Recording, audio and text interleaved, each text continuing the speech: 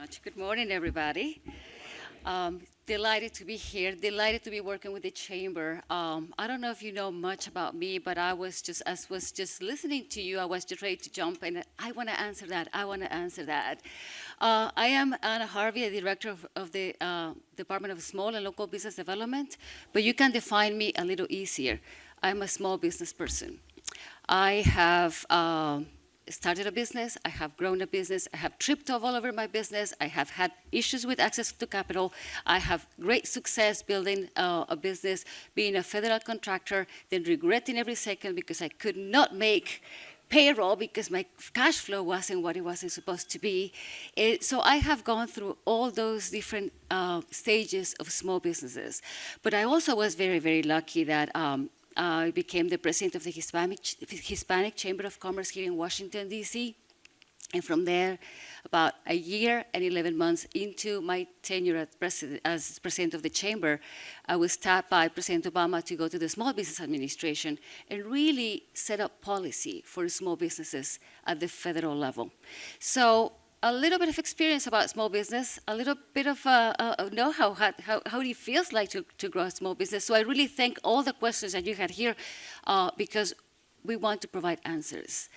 So I'm excited about this position because it is the first time in which a policy could become reality in front of my eyes. And this is my conversation I had with Muriel Bowser when my first interview with her to say, how could you make this better? And she only had a very, very quick request, very short request, and it was create an ecosystem in Washington, D.C. that is conducive to the growth and prosperity of the small businesses. That's it.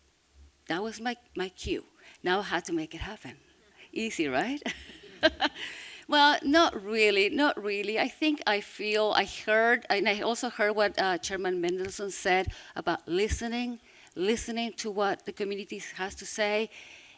And in my case, I listen and I relate to it because that's how I felt when I was building the business. So my job is to make it easier for anybody who wants to start, grow, and stay in the city as a business owner to make it a lot easier than it has been so far. So we are refocusing the mission. Actually, not the mission, just how we go about doing business at the Department of Small and Local Business Development. So I just want to give you a couple of quick good news, little pieces of good news for our CBEs. So first of all, if you want to become a certified business enterprise, you were supposed to come to my office and sit with us for 2 hours and listen to our orientation because we wanted you to know exactly what you were getting into. Well, you still have to do that, but we can do it online. So now we have an online webinar that you can actually do it when you are free to do it. You don't have to come to our offices. You can actually, it's a requirement because this is a very intricate process to become a CBE, but now you can do it from home. And if you choose to come to the office, you have the option to come to the office. We will schedule a group meeting for that training, but now you don't have to come and be with us. You do have to click because we want you to pay attention to all the requirements, but now it's a lot easier to do it. So that's a little bit of good news in terms of running a small business and having the freedom to meet all the requirements in an easier way.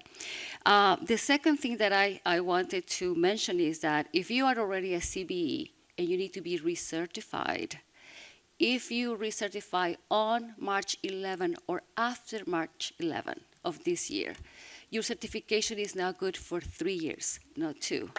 It is just fantastic. Yes, and we want to thank Councilmember Alexander for that. I love to take credit for all of this, but I just got here, so this was already on the process. I just love the fact that I can announce it and I get the applause.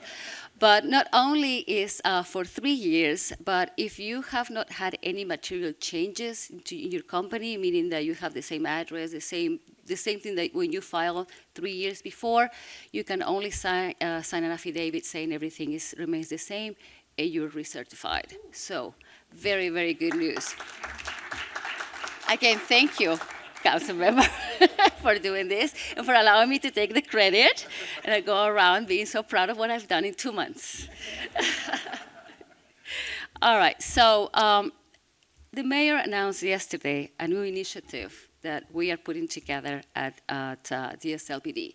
And before I go any further, I really, really want to thank my staff. I have never met a most dedicated set of people for small businesses. And the good thing is that they got with the program with me because I'm excited about it, and they're all excited about it, and they come with ideas to how to make the office better. So thank you to all my guys at DSLBD. Thank you so much. And we will answer the phones too. So the mayor yesterday announced a new initiative that we have that is we named Compete DC. And what we're trying to do is to prepare small and emerging enterprises in the real estate and construction industries to take advantage of the district's local procurement power. We've seen it. We've seen the cranes. We see what's happening here. So we really wanted to focus on the construction industry to begin with, and I'll tell you what I'm going to do next. So what are we going to do is we're going to have 4 components to that program. The first one is called the CEO Growth Academy. It is going to be a 6-month-long program for CEOs that actually have been in business for about a year or so, and just get you together, train you, not train you, but counsel you, support you, find the gaps that you have in your businesses, and hopefully in 6 months later, we will get you connected to sources of capital. Whatever you need, we can just tackle during this 6-month period for the CEO Growth Academy. So I believe the registration started yesterday, right? So you can go to our website and you can see how to register for that. Another thing that was very important when I was talking to Muriel Bowser in that first interview what I had was that she was so focused on bonding. He said, I need my companies to be able to be bonded. Can you make it in the first 100 days? Like, I don't think so, but I'll try. So I'm trying very hard. So another part of the Compete DC will be a program called Bond Your Business, in which we are going to collect, gather a group of business owners and just work on your bonding capabilities. And that means facing some tough questions, for credit. We need to see what we have to do to get you to that point.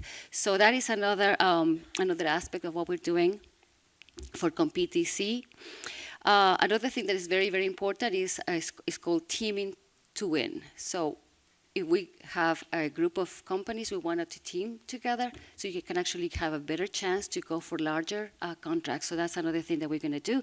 And the 4th component of this program is corporate coaching, meaning that not only the government is going to be your target, but also different corporations, developers, or if you want to go into other businesses, we just want to tie you up to corporate opportunities as well. So that is Compete DC right now. So I'm supposed to wait for somebody, but I'll keep talking. This is my idea is to create a very organized way to support small businesses. And we're starting with the construction industry because that was one of the requests. But I also want to think in clusters. So this is my construction cluster. How can we support the construction clusters? But that's not where we're going to stop. This is just the beginning. We're 2 months into the administration. But there's a lot of room, as you know, small business owners, a lot of room to improve and grow. For my office. So we intend to get a technology cluster, a restaurant cluster, a hospitality cluster. You just have to be a little bit of patient with all of us. But definitely DSLBD is renewed, is reinvigorated. We are delighted to be working. We see the opportunities that we have, and we don't want to leave our small business out of anything that's happening in the city. When I went to the SBA, I was actually running the department for women business ownership, and I really had to claw my way to the table to say women business owners need a place at the table. So I'm used to clawing my way.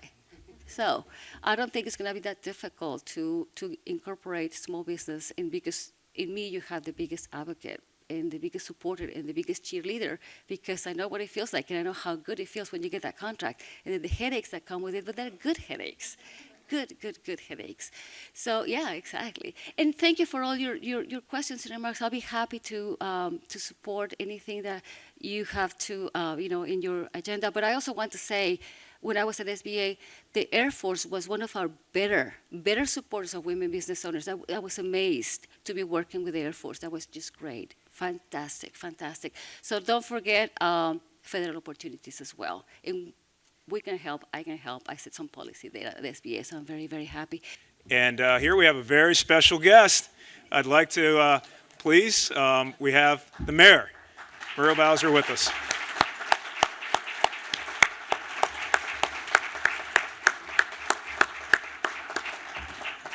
So, Madam Mayor, I just want to say thank you. I've got my green tie on because I've been a big supporter, and we would love for you to have, I think you have a very special announcement, and yes, ma'am.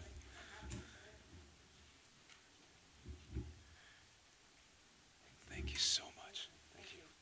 Thank you. Well, good morning, everybody. It's good to see you all here. Let me apologize for being late. I got my times a little mixed up this morning because I'm thinking about the state of the district.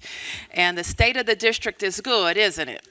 We have a lot to do still, and we have a lot to be proud of. And we certainly are proud of our partnership with the D.C. Chamber of Commerce. Let's hear it for Harry Wingo and the team at the D.C. Chamber. You know, the government can do a lot, right?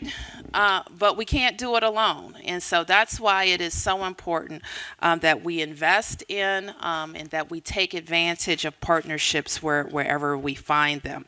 I know that you heard earlier from a new and very important member of our team who is going to help refocus our mission on small businesses in the District of Columbia. That's a good thing, right? Yep. And so join me in welcoming again, because I think this is my first time in introducing Anna to the Chamber, and welcoming Anna Harvey as our Director of the Department of Small and Local Businesses.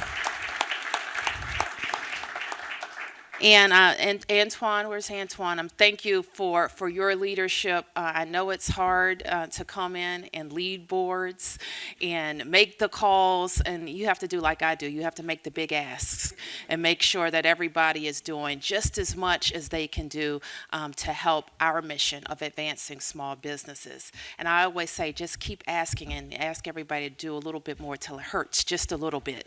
And that's when you know you've done enough. And we're happy to be here at the campus of St. Elizabeth's to talk about economic development. And we're happy to be in what my friend Mary and Barry called the Great Ward 8 to talk about economic development. And I'm pleased to see that the Chamber has also turned its attention to what we can do together to improve Ward 8. You know that I have made it a part of our mission, and I talked about it all over the District of Columbia in the last 24 months, that we have to do so much more in our city to close gaps. We are a prosperous city in so many ways and moving in the right direction in so many ways. But we can only be as prosperous and forward thinking as the least among us. And so that's why it's important that we are staying focused on how we're closing gaps. How we're closing gaps in schools, how we're closing gaps in job training and development, and how we're closing gaps with good old-fashioned bricks and mortar economic development.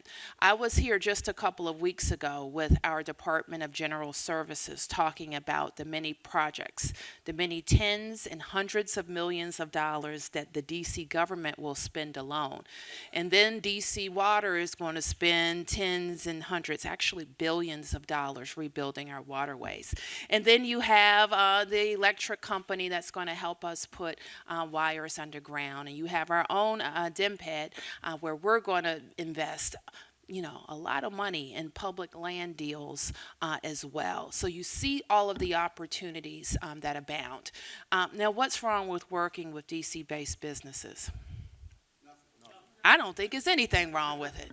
In fact, I think that we have to double down and make sure we're doing exactly that. So the reason that the RISE Demonstration Center works so well for our residents is because of partnerships and collaboration that came with building this facility, and the partnerships and collaboration through programming to keep this facility appealing. So I want to talk about other forms of collaboration and partnerships. And so when I thought about how far we've come in this city, I also thought in great detail about where we're falling short. And we cannot ignore pockets of our population that need an extra boost. So I created the Boys and Men of Color initiative based on and really springboarding from President Obama's call to action. Over a year ago, the president challenged all of us in big cities to step up to the plate and look at my brother's keeper and see what we were doing in our own cities to help boys and men of color. So we're calling on our young men of color to serve as leaders at school, at home, in their communities, and we will also use their input to design and implement programs. So let me just tell you a little bit about what we've done in the Bowser administration in the last 89 days. So we've done Google Hangouts. Anybody know what that is? Google, everybody know what that is? Okay, you know what it is. I know you do. Well, I had never done one.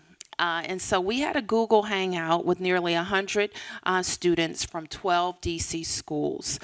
We've hosted a screening of the movie Selma at the Regal Theaters and Gallery Place so that our young people could understand their history.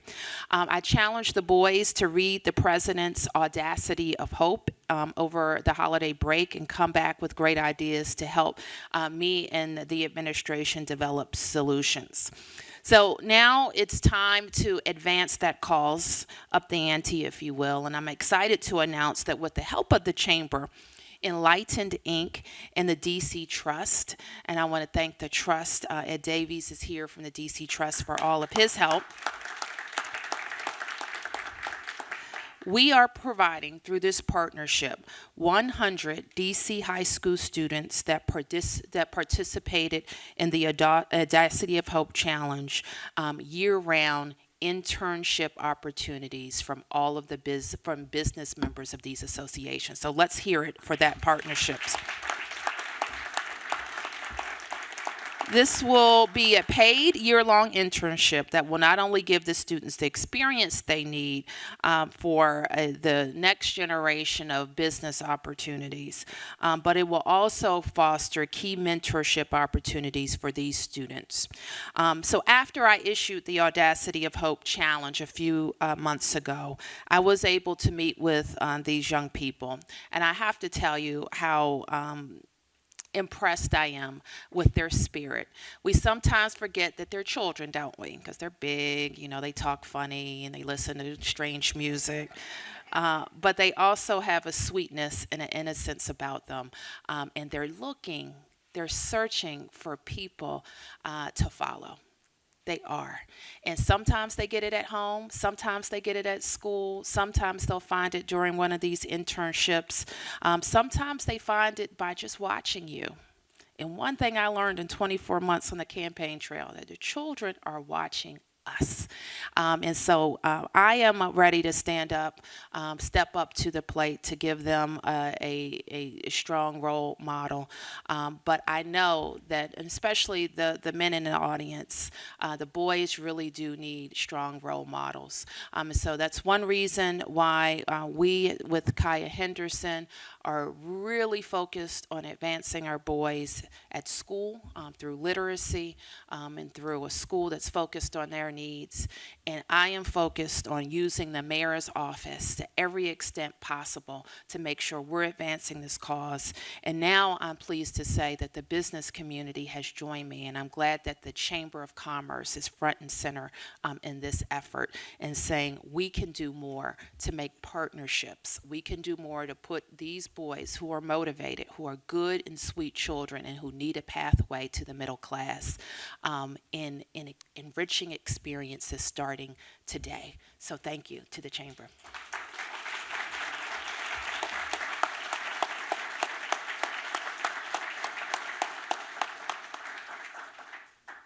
As the voice of business in the District of Columbia, today's forum is just another example of how we work together to ensure that our city is absolutely the best place to grow a business, which can continue to improve the business climate here in the city in order to accelerate private investment, business formation, and job creation. There's a detailed bio for each of our panelists that you have in your programs, but I just want to recognize them each briefly. Steve Jumper will be our moderator. Steve is Director of Corporate Public Policy at Washington Gas. Jan Adams, is President and CEO of JMA Solutions. Pedro Alfonso is Chairman and CEO of Dynamic Concepts Incorporated. Bill Alsup, Senior Managing Director of Heinz. Rich Bradley, Executive Director of Downtown Bid. Brad Fennell, Senior Vice President, Development, W.C. Smith. Let's have a round of applause for our panel.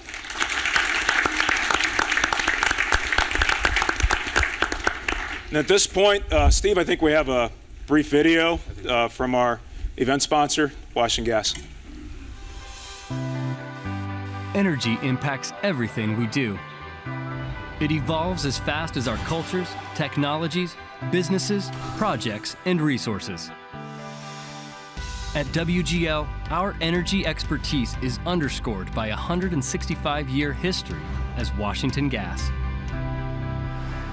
Our purpose has always been to improve the quality of people's lives.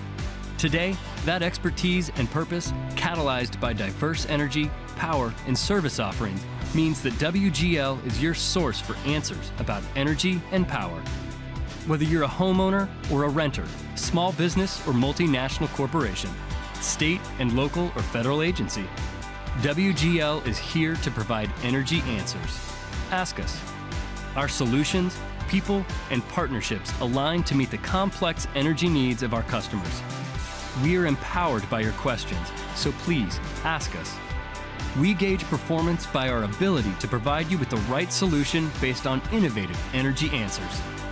Yes, energy impacts everything we do, but it doesn't have to be complicated or difficult to navigate options that result in smarter solutions, regardless of scale. At WGL, we measure success by our ability to inspire and empower our employees, communities, investors, and customers toward a better energy future.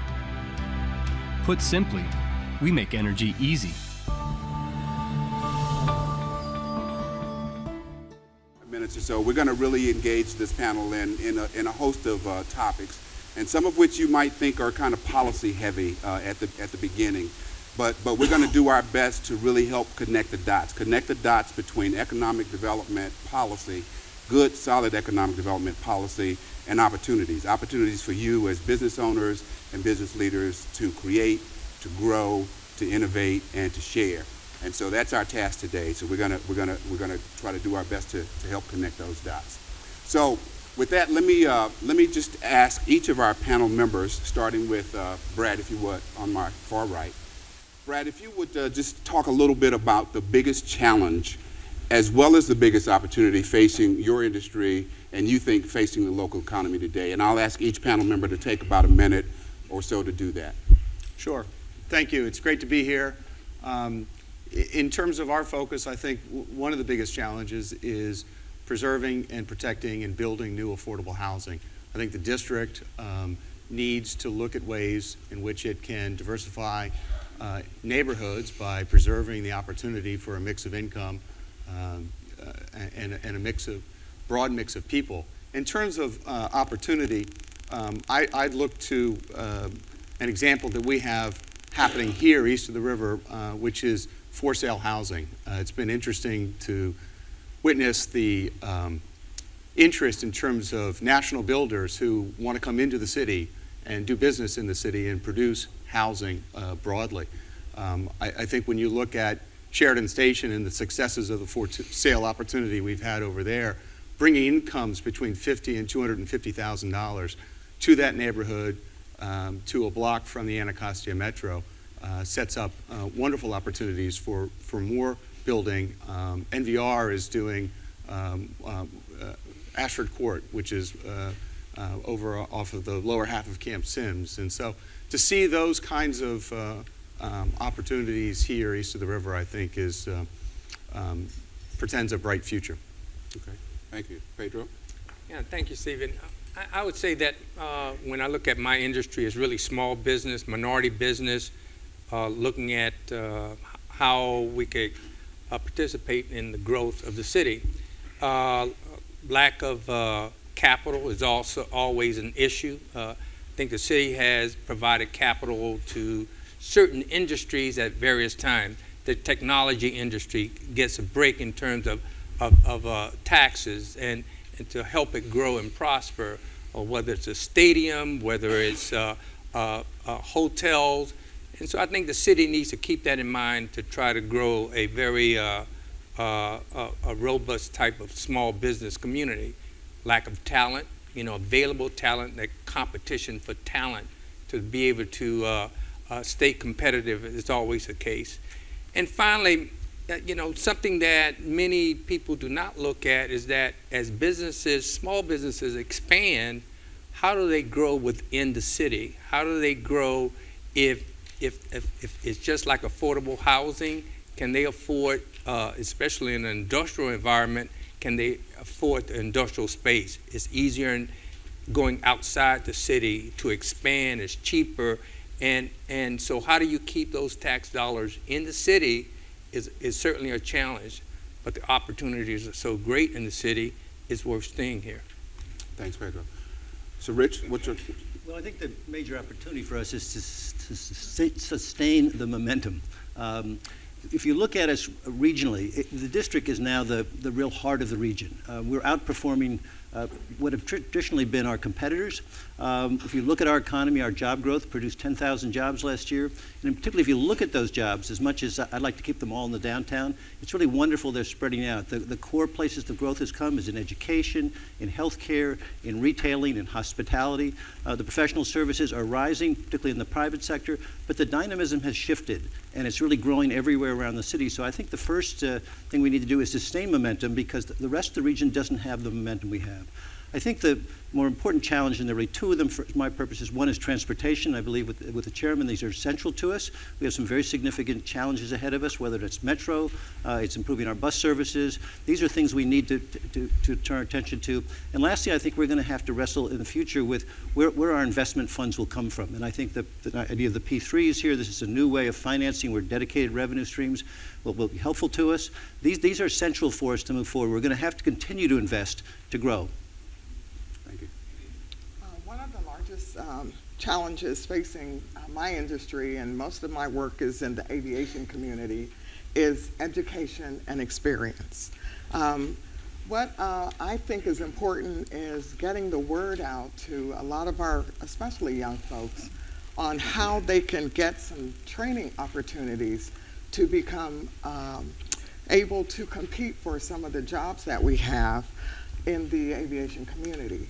For instance, we don't just hire, say, retired air traffic controllers, but we try to bring interns in to train them on some of the work that we do in the engineering and aviation aspect of, say, the FAA, for instance, and then get them acclimated to the area and then send them out on some of these jobs. So they also have different training type of avenues that they can get involved with to go to some of the colleges who offer aviation training so that they can compete for some of the air traffic control jobs. So education, experience, but we need more small businesses bringing people in to give them some internships to help them compete for these jobs.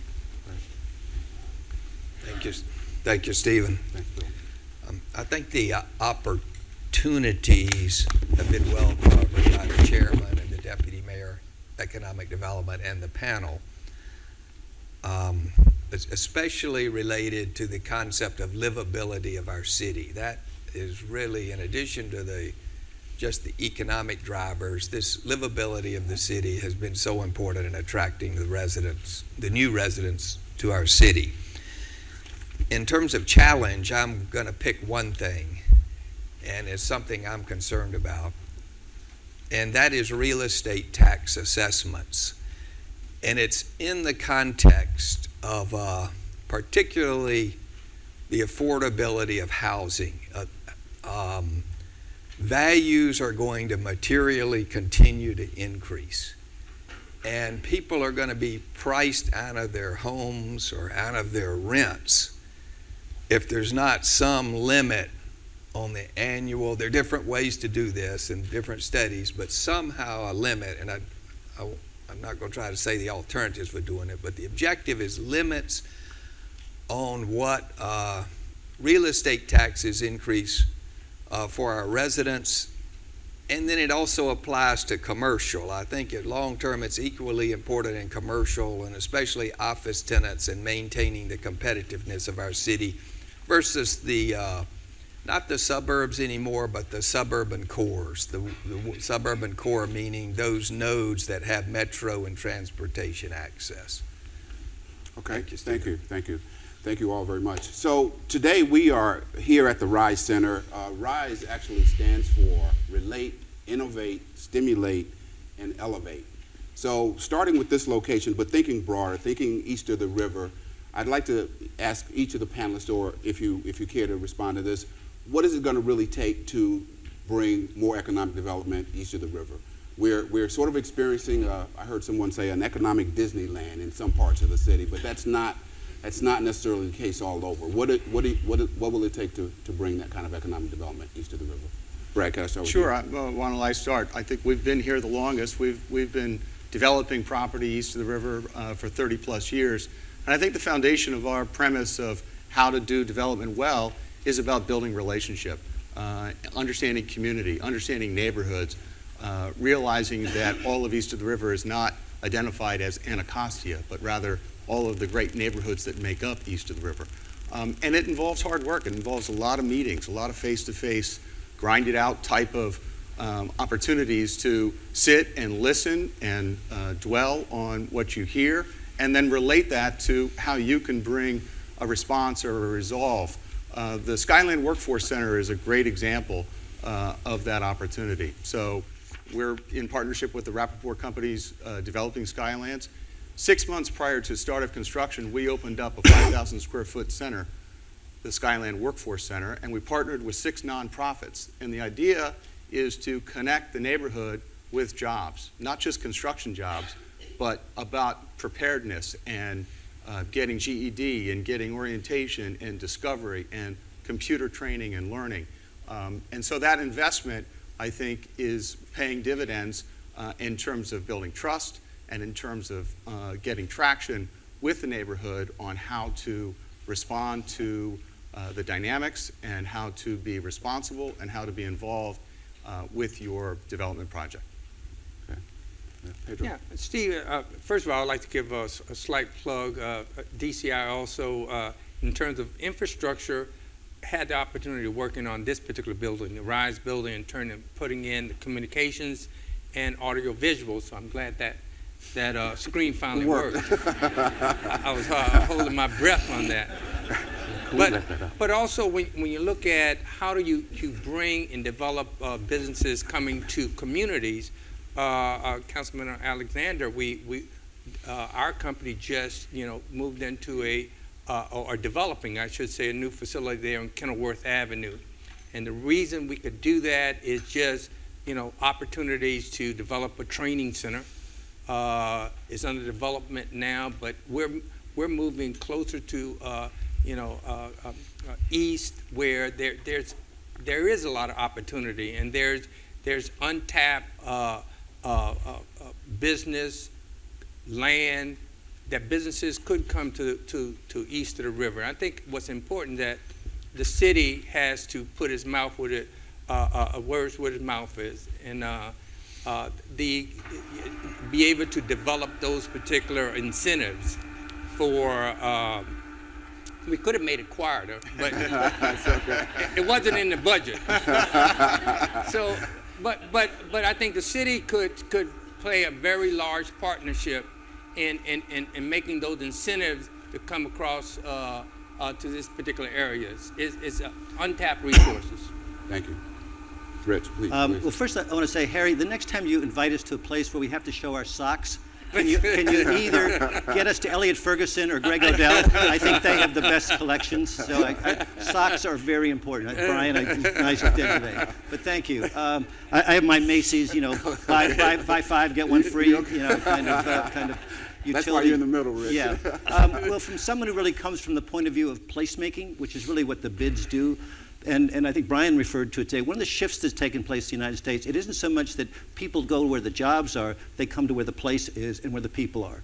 And so I think what's important here is probably even a greater expansion of the commercial revitalization along our key corridors east of the river. I think that's very important. The kind of work that's being done with the Main Street programs, I would dramatically enhance that. I think that's central, and it will help create that environment, that sense of investment. So I would just encourage that continued kind of improvement, because if you go back and look at the downtown, when we got started, if you recall what our brand was, dull, dirty, and dangerous. Now it's vibrant, inviting, and smart. So it took us time to get there, and it was a lot of work. So I just want to encourage the continued improvement, programs that are improving the environment, along with staff that kind of can manage the development of the businesses that come along those corridors. That sends a solid message to business. Jan, you want to comment? And I'm concerned about my feet falling asleep sitting in the But I think that every small business in D.C. needs to ask themselves this question: what can I do to help get this going and help the east side of the river? And everyone here should also think about that and come up with some ideas. And we need to have some kind of discussion on what we can do. But it's going to take community involvement to make these things happen and to make it successful. But we all need to work on that. I have an additional specific comment. Luckily, it fit in. It's probably primarily for the deputy mayor. The council say are well-intentioned, nice people, and the administration, developers most of the time, community activists. But what really matters in development is investors believing in an area and lenders. And I actually feel now that the economic base that can attract investors and lenders east of the river is in place. And it now can take an effective communication of what that base is. And we're all in the end translators for what we do to investors and lenders. And a hole I see so many times is statistics on the overall metropolitan area, or in our case, statistics on the DC proper, or statistics on the central business districts, or the overall statistics on east of the river. But in each of those submarkets, there's sub-submarkets, and breaking down those statistics, the demographics, the demand characteristics, to those areas can make a huge difference for investors and lenders, because they really can't figure that out. They need a head start, and they have a capable review of that. So it's presenting what we've got that I think can make a huge difference. Okay, great. Thanks, Bill. I'm going to direct this question to Brad and to Rich and anybody else who wants to kind of respond. But I was looking at an Urban Land Institute study and of about 500 public and private sector economic development leaders, developers, investors, and lenders. And 91% of the public and 86% of the real estate leaders rated the quality of infrastructure, including transportation, utilities, telecommunications, as the top or very important consideration when decisions are made about real estate investments, even more so than availability of skilled workforce or quality of schools. So when investors are looking at where to put their money, they are certainly looking at infrastructure investment and the quality of that investment. Rich, I know the downtown bid's spending a lot of time looking at this. Could you just kind of kick this conversation off for us? Sure. First of all, I'd just like to pick up on Brian's comment about Marriott. I mean, Marriott's a good example about changing what it thinks its infrastructure it needs to look at. They're talking about transit-oriented. It's very important, but it's also talking about walkability. So when we look at our infrastructure, I think probably, and I'm so happy that the chairman, along with the CFO, and I think the mayor as well, are jointly going to develop a more comprehensive approach, not only to our general capital needs buildings, but also what's below it. We need to look at this. Certainly Metro is our first example of needed additional funding for support. We talked about public transit, but if you begin to look at some of the other infrastructure below grade, our water systems, many of the city here, are 100 years old or more. And the city's been investing, not the city, but WASA has only been able to invest 1% a year. If you do the math of that, if they're 100 years old, by the time you get to some of these pipes, they're going to be 200 years old. So there's a lot that we're going to have to do in that regard. Certainly, I think we also need to look at the gas lines, but energy is the same kind of thing. Energy is actually a major problem for us in the long run because we're dependent upon the grid. We're going to have to think about developing our own local sources of energy here to be more resilient. So I think there's a whole bunch of investments that we're going to need to make, and I think that the chairman is absolutely right here, that this is one of the priorities we have to have of understanding this in greater detail and making the needed investments. Yeah. Before you respond, Brad, I just wanted to, so Washington Gas is embarking on a 5-year, $110 million accelerated pipeline replacement project in the district where we're taking out aging cast iron bare steel pipe and replacing it with modern technology. That's just one example of the kind of infrastructure, and Pedro's company will be doing the lion's share of that work. So Pedro, could you want to comment about what you're seeing in terms of just energy infrastructure, and then Brad, if you would jump in. Sure. Well, certainly, just to piggyback on just one utility in terms of Washington Gas, it's really that investment into the city is also an economic driver. People sometimes don't think about how important is infrastructure. I'm going to use DC government, for instance. They built a new building on Minnesota Avenue, a nice new building, but because of just concerns did not put gas to the building. And in order for that building to have a good restaurant and some training inside, it needed a gas infrastructure. Well, you take that on a broader sense. If you want to develop, east of the river and open up new restaurants, have larger communities, expansion, they need energy, they need infrastructure, they need all those things for expansion and growth. And we're certainly glad to be a part of it, but it also is creating a lot of jobs. It's why we're opening up a training center over on Kenilworth Avenue. We need more and more people from the district to be able to service Washington Gas. Yeah, and that's true all across the country with infrastructure replacement. And Bill, I want you to comment as well, because I know you all are spending time in that space as well. But Brad, let me ask Brad to comment, and then Bill, if you would. Sure. Well, looking at it at a neighborhood level, I think that defining and clarifying vision for the future is really important to that investor strategy of defining what opportunity exists. I think that infrastructure, in terms of parks and bridges are two good examples related to what's been happening over in the Capitol Riverfront. The AWI set the framework for the long-term vision.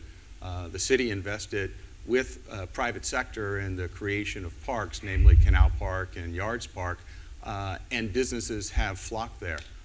There has been a tremendous amount of investment that followed that initial investment by the city to set the framework.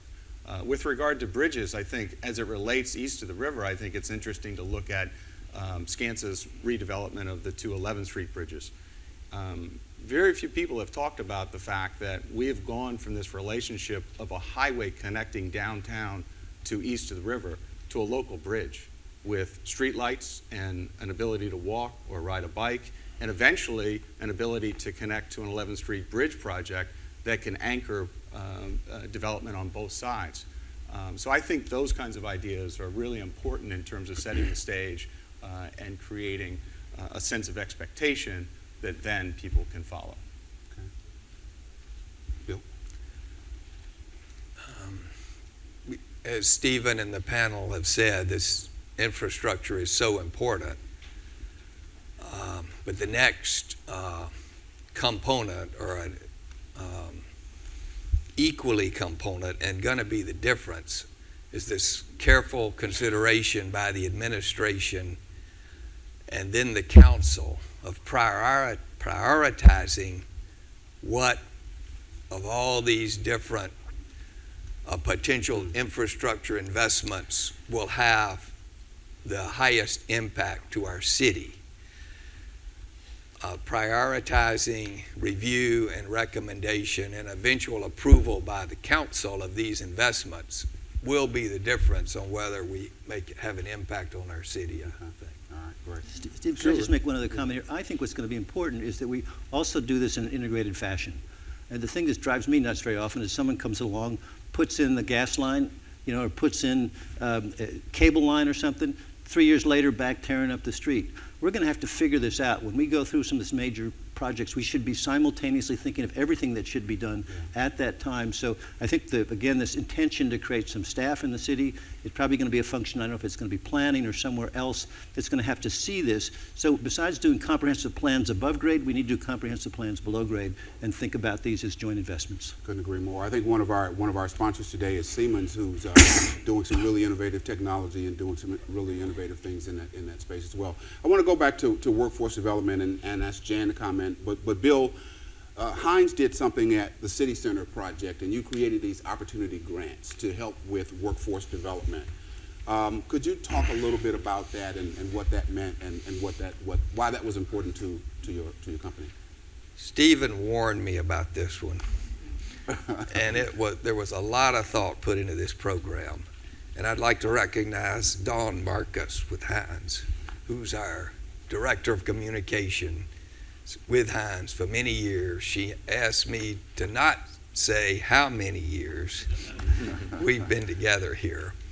But we had a broader based community involvement program. And so this was one component of the community involvement program that was newsletters and review of the planning process over 8 years and 134 community meetings. But one subset of that Dawn and her team came up with was this opportunity grants program. And to say if we committed a certain amount of dollars from the budget for City Center DC, different ways to channel it and try to channel that in as effective manner as we could. And the judgment was a focus on employment and improving families' economic prospects through organizations that could contribute. And the objectives were organizations that did work, sort of like Brad said, work readiness training, adult literacy, adult basic education, English for speakers of other language, and job skills training. So those were the criteria. And then we establish a pool of more than $200,000.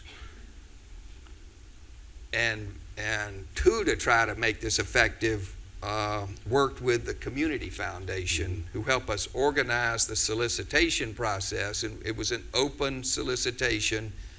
We've got maybe 65 proposed responses, shortlisted 14 finalists, and made a judgment that 4 or 5 significant contributions to groups could have more impact to the residents than spreading it too thinly. And in this case, the awards went to the Community Services Agency of Metropolitan Washington, the DC Central Kitchen, In Street Village, and the Urban Alliance, all around mostly job training approach. So that was a little involved, Stephen, but so Dawn now has this outline of this program that was a subset, Deputy Mayor, that if it became appropriate for other public-private partnerships, and we've managed that together with the Deputy Mayor. And the success,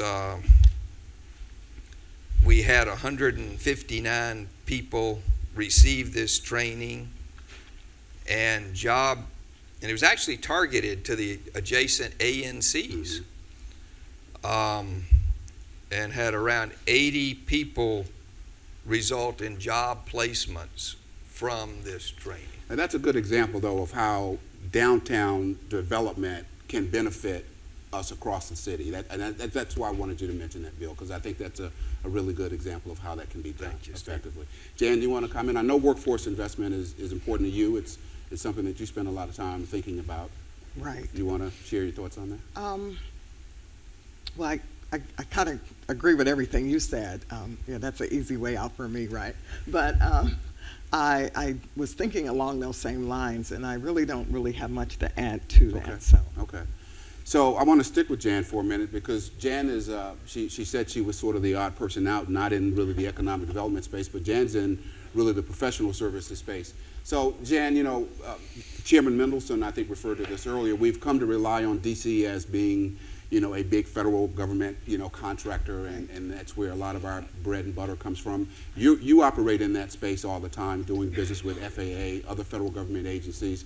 What are you seeing on the federal government side, and is that still good space for DC-based professional services companies to be?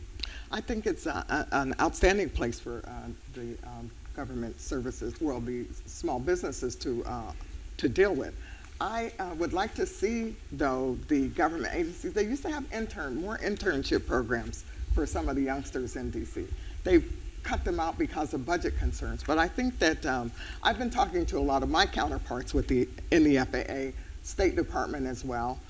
We also have worked with GSA to see about reinstituting some of those programs for some of our folks, because I've seen people who actually are SESs now, who started out as interns with these government agencies and grew to some of those high-level positions. So I think it's very important that they relook at that. And so I'm talking to my customers, and I think that other government or small businesses should be talking to theirs as well. One thing I would like to talk about is economic incentives for other small businesses to operate out of the DC area. I think tax incentives is a very important thing that needs to be looked at. I know I went from 1 to 140 employees in 7 years. As a service-disabled veteran, that's how I picked up a lot of my work. But one thing that kind of caught me off guard when we started the company was that a certain percentage of our taxes have to pay for, or our revenue, a certain percentage of our revenue has to pay for the national stadium. And I'm sure when the new soccer stadium is built, we have to pay for that as well. Not in that case. So it's just something to, I know it's not going to go away. Right? No, there is no tax. There's no tax that'll go to the business on that particular deal. Yeah, not the soccer, for the soccer stadium. Yeah. Oh, that's great news. Thank you very much. Yes. And now for the conclusion. Okay, thank you. That's good news. We'll be glad to hear that. So just, some concerns of mine. The cost of doing business. Absolutely. Yeah, the cost of doing business, yeah. This kind of goes back, again, a little bit to sort of the infrastructure discussion, but a little broader than that. You all are familiar with Dr. Steve Fuller from George Mason University. He recently projected that the regional economy has substantial growth potential, but only if 3 things happen. One, leaders assure, Washington continues to have a sufficient supply of well-educated and skilled workers, something we've been talking about.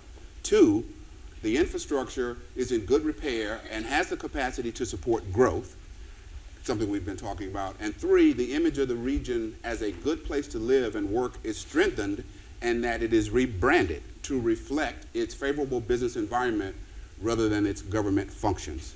I thought that was really interesting. Rich, I want you to comment on that. I know this is right in your wheelhouse kind of space. So what's your thoughts on that?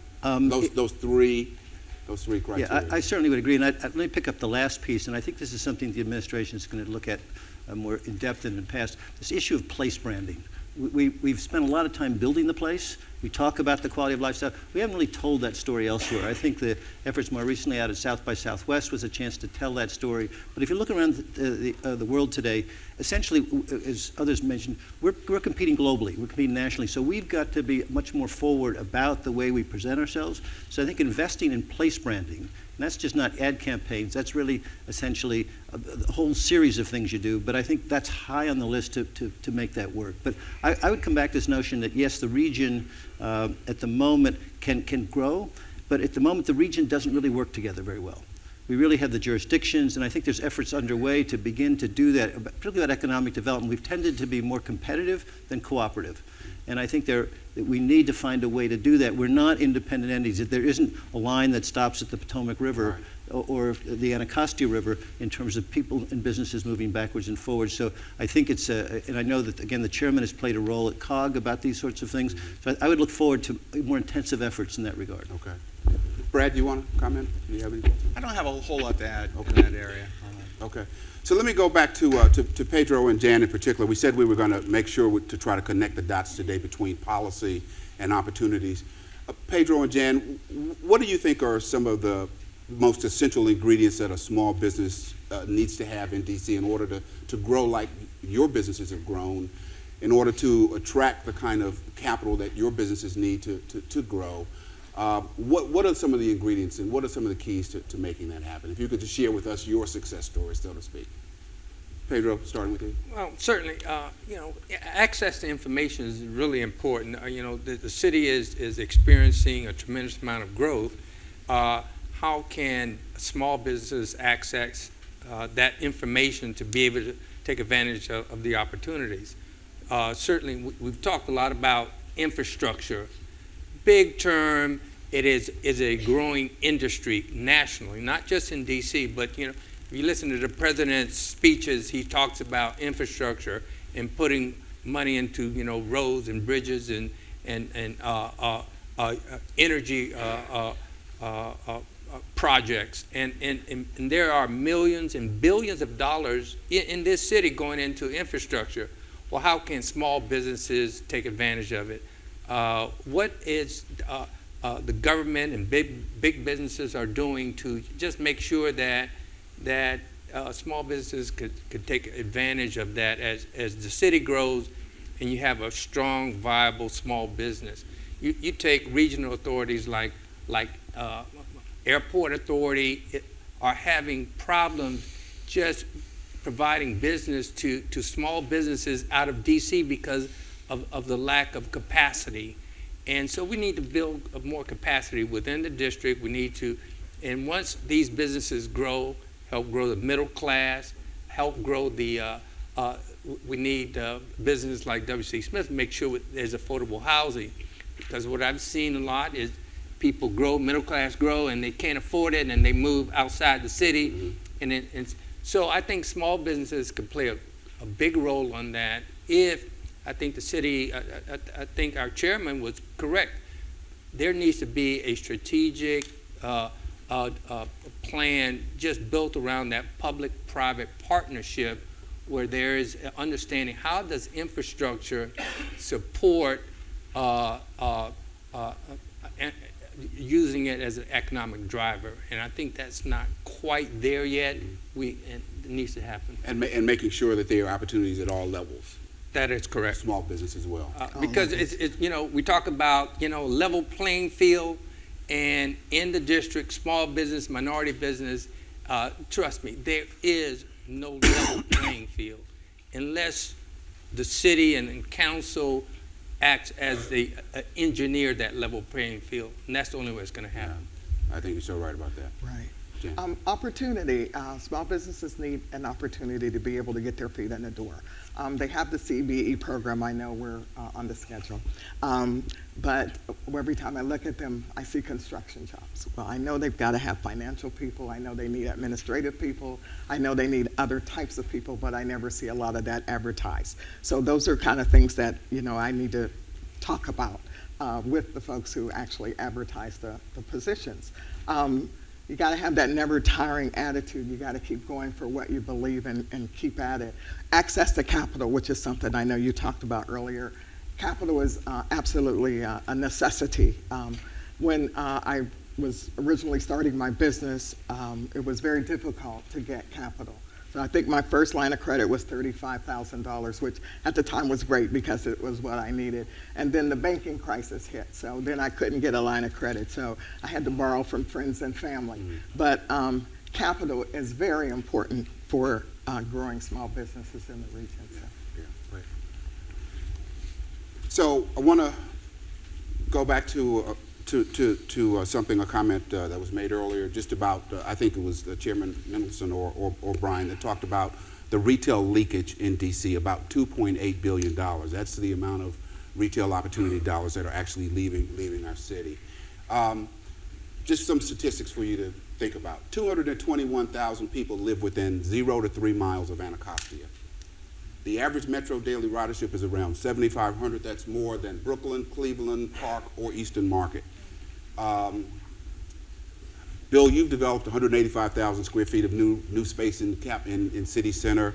What is it going to really take to bring retail opportunity to east of the river? And I just use that, Bill, because you've operated in that space. But I want to start maybe with Brad. Brad, you know east. Sure. Know east well, of the river we deliver the Camp Sims Retail Center. Yeah.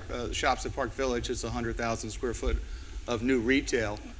It's interesting, in a way, we got to it because of our relationship to larger investments that we made in housing, but this need to try to make sure that it's done and done right and done for the long term compelled us to sort of jump in and get involved in retail development. The things that I've learned is retailers follow rooftops. Retailers don't care so much about jurisdictional boundaries. If people can drive and if there's traffic by their site, then they'll count that, and it doesn't matter whether they live in the district or live in Prince George's County. It took a tremendous amount of time. I mean, I think about Camp Sims and the fact that it was out there for 30 plus years trying to get some vision and some development capacity. It took us almost 6 years to take it from RFP to actually securing Giant, building the center, and populating it. We're now involved with Rappaport companies over at Skyland. And I think Gary would tell you that he's been at it for 15 years trying to bring that project to fruition. And it wasn't easy. And if it wasn't for the city's help, I'm not sure that we would have landed our anchor tenant. But retail will follow development. And retail is excited by the advancement of development. And they do want to be where housing is, and they do want to be where the people are.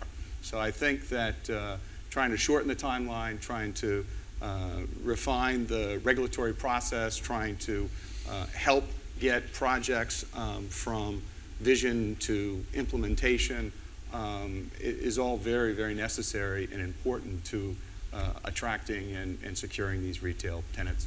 Great. Rich and then Bill. Yeah, I just wanted to sort of make a pitch for something Brian talked about, economic intelligence, which is research. The city has never really had a robust economic development research program. And that's everything from, in this case, understanding what the retail markets are. You just gave some data which suggests that there's a market here. Right. So first you need to do that kind of research and know it. Right. But it's also about the whole issue of the economy and where the core industries are creating downstream jobs and downstream businesses, which if you do the research, someone can take advantage of that. In fact, that becomes financeable. So I think what we need, we're sort of taking the steps in those directions, and very excited to hear that this is a priority, I think, for the deputy mayor here to move in that direction. But I think in areas like this really require a lot more research and understanding to help the capital have the certainty of going into a marketplace. Great, thank you. Bill, your thoughts? I would just add that I also think it's important, in addition to these broader things, to look at the specific, that's this sub-market thing. Look at the specific neighborhood and what do the people or businesses in that neighborhood need. It's back to the basics and not invent that for them. If you think through what they need, and that's right, the retailers will come. We don't want to be artificially trying to do something that isn't really what a neighborhood needs. Artificially creating the market. Yeah, sometimes it's easy to get carried away with the same thing everywhere, but what does that neighborhood need is the most I think it's actually the most important thing, because if you get that right, it's going to work. Right. I think I saw a statistic of 20 new grocery stores in the District of Columbia in the last 5 years or so. That's probably a pretty good indicator of what a community needs, right, Bill? Right. Yeah. Pedro, you wanted to? Yeah, Steve, I mean, I'm certainly no expert on the retail market as a consumer. I think my wife is better than that, than me. But just looking at what happens as a business, you know, our headquarters is located in Ward 5, and Councilman Kenyon McDuffie's ward. And we look at, you know, availability of just, you know, restaurants to go to. So it's not just east of the river. Yeah. But you'll see a real full development on New York Avenue, things beginning to blossom. And the more things open up in neighborhoods and in communities, people step back and say, well, maybe I need to be there. Maybe I need to live there. Maybe I need to open up a business there. So they need that impetus to just somebody to get started. And sometimes, you know, generating that from developers is key. Ward 7, Ward 8, Ward 5, all need those incentives to get started. And to individually invest there. Yeah, One of the other interesting things I want to say about this panel is every member on this panel actually resides in the District of Columbia. And I thought that was just something, you know, I wanted to make sure that you were aware of.